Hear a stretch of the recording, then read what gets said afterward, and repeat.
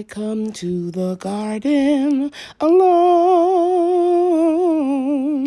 while the dew is still on the roses, and the voice I hear falling on my ears, the Son of God discloses, and he walks with me, and he talks with me, and he tells me I am his own, and the joy we share as we tarry there, none other has ever known. No, never alone. No, I'm never alone. He promised never to leave me.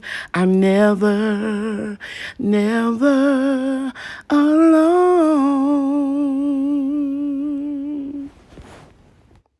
Hello everyone, Lady Cheryl here. I want to thank you for tuning into my YouTube channel today. In this episode, I'm going to share with you some updates in the food forest. And then I'm going to present you some educational facts about my fruit trees, the ones that I'm featuring in this video. So we're going to talk about banana plants, we're going to talk about persimmons, and I'm going to harvest some. And we're also going to talk about my brown turkey figs. Okay, you ready? Let's get started. Hey everybody, Bria and I are harvesting about this amount of figs every day from one tree. And now we're going to go over to the other tree and get some more. But we just want to stop and say that we're harvesting them at this color before the birds get them. And then I'm going to wash them and put them in the refrigerator. In 24 hours, they get a little darker and sweeter, and we'll freeze them. And then I'll bring you back when we make jam in another video. You want to say bye? Bye. Okay, everybody, so now you can see what they look like when we freeze. Well, when we wash them and put them in the bag, and then we're going to freeze them. Just thought we'd show you. Yes. I've shared with you in the previous videos about what my fig trees look like today, but I ran across this picture and I thought I'll show you. This is what they looked like when I first got them, but they didn't have any leaves on them, just the little pencil-sized sticks. And then they grew into full-size trees. Okay, guys, here's my Gala apple tree in the ground. This is the tree that always shed its leaves first. You can look right down there. And then it is the first tree to show fruiting buds and the first tree to produce flowers and fruit. Now check this out. You all not gonna believe this crazy tree. Well, it's bipolar weather. Look at that. It's trying to grow an apple, guys. The last few days of October, we have crazy bipolar weather in Texas. Now take a look at those Christmas tree lights. You see them? Those are old-fashioned Christmas decoration lights. They're called C9 or C7. This year I decided to just leave them in the tree. So then when we get one of those cold nights that's unexpected, all I have to do is just plug in my cords, my commercial extension cords, and it will warm up that tree. Because as sure as I'm making this video, this wacky tree will try to start fruiting out in February. So that's another pearl from Cheryl.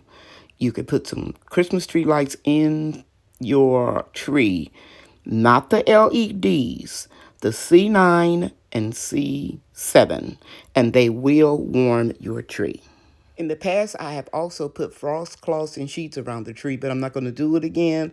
It is what it is, and we have 6 more apple trees. Okay, so here is my Fool You Persimmon.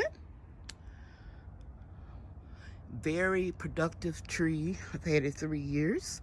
This is my best harvest. I was getting ready to video. My son called, so you can see I filled up that box with the fruit. But I left this amount on to show you how big the fruit is. Very excited. And so I'm going to trim these off and take them in the house, and I'll share with you what I do with it. So here we go. Here are all the persimmons. And in case you were wondering and you're new to my channel, I put these organza bags on them to deter insects from eating them. And it works. And they are a nice size too. That's just a blemish. So I'm gonna take them out of the bags because I'll reuse these. And I'll show you guys what they look like, okay? All right. Is I will never bag two together because it doesn't allow them enough room to grow. And I'm gonna have to just cut this bag, which I already did, and get it out of here. I hope that's not too much moving around, but as you can see, it needed more room to grow. Okay, so now let me show you what I have now that I've got the organza bags off of them. And by the way, I bought those bags on Amazon, and I've even purchased them from eBay. But I got to my harvest of persimmons just in time, and you see about 18 of them here. I think 18 or 19. Bree and I have had about 4 or 5 of them. And I know I got to them just in time because look right there. Something got bit through the bag and was going to eat them, or eat this one. And I'm sure they would call their friends and the others would come and join them on the feast. But not today, buddy. Lady Cheryl got to them just in time. And I'm just going to wash this off real good. Slice that piece off, and we'll enjoy it. Now that I'm looking at them, I really don't think I have enough to make any wine or jam. So that will be next year. But I want to tell you that I didn't fertilize. You know, I don't use chemicals, but I did give my Fuyu persimmon tree some comfrey tea, organic liquid tea that I make out of the comfrey 14 blocking Russian comfrey that I grow around the food forest. And persimmons have a long taproot that goes deep down into the earth, and so it pulls up nutrients that other trees and plants can't get to, so you don't have to use any fertilizer on them. What else I wanted to tell you about it? Okay, yeah, this is the 3rd year that I've had this tree, and each year the harvest is better. The first year I didn't get any fruit. It dropped all but one, and then that one eventually wasn't fit to eat.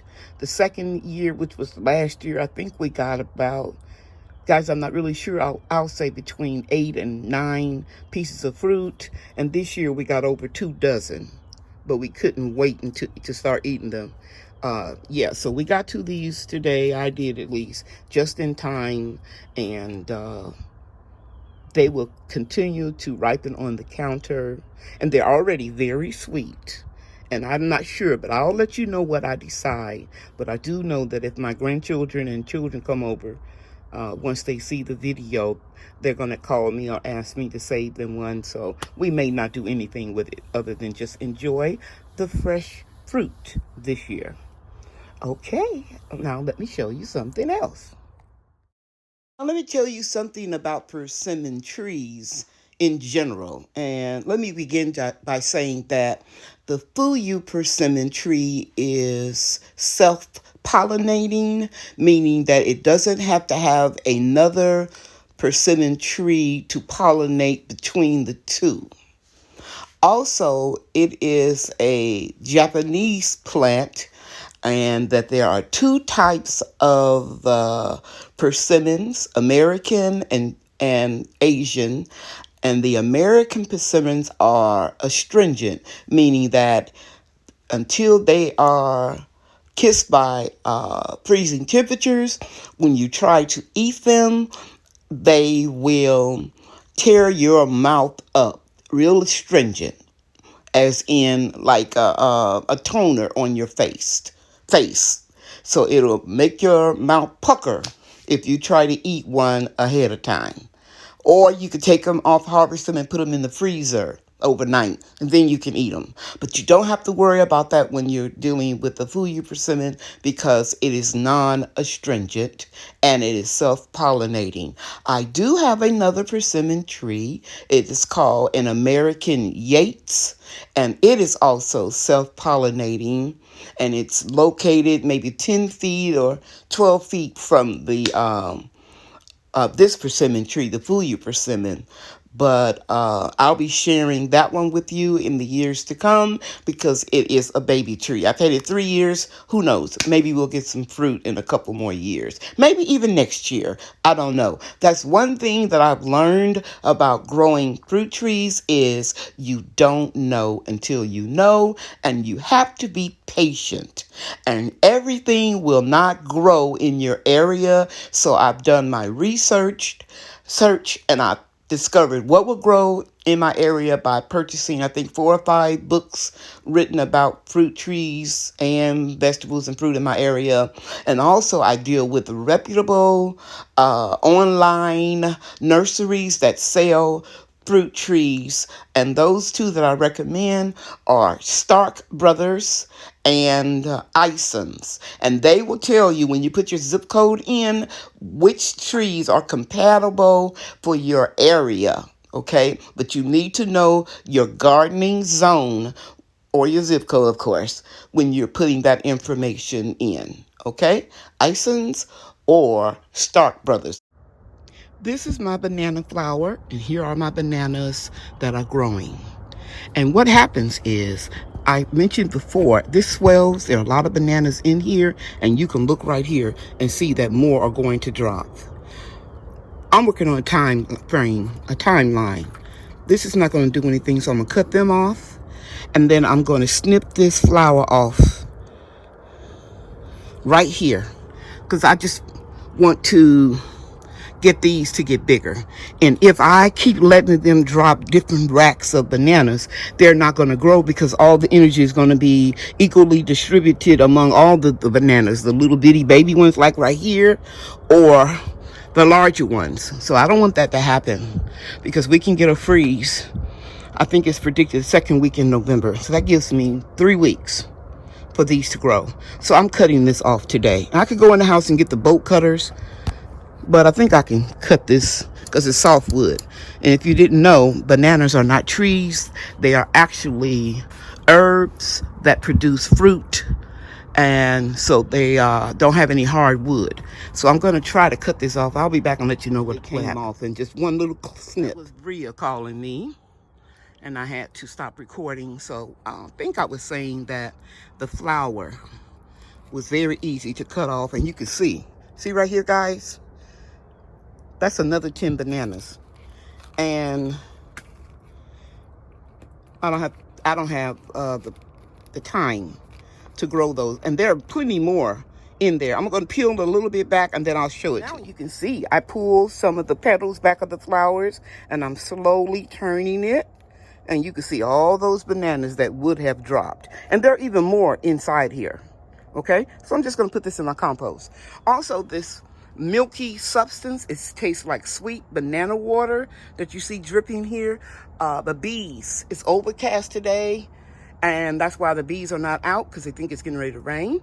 But if it was sunny, they would be swarming around here to drink that nectar, that banana nectar. So we are just going to concentrate on these 10, 11, 12, 13, maybe 14 bananas. I picked off the little small ones. See right here and here. It's not going to be enough time for them to develop. But nothing will go to waste, because we'll put all of this in the compost. Okay? And I could keep pulling off. Let me see.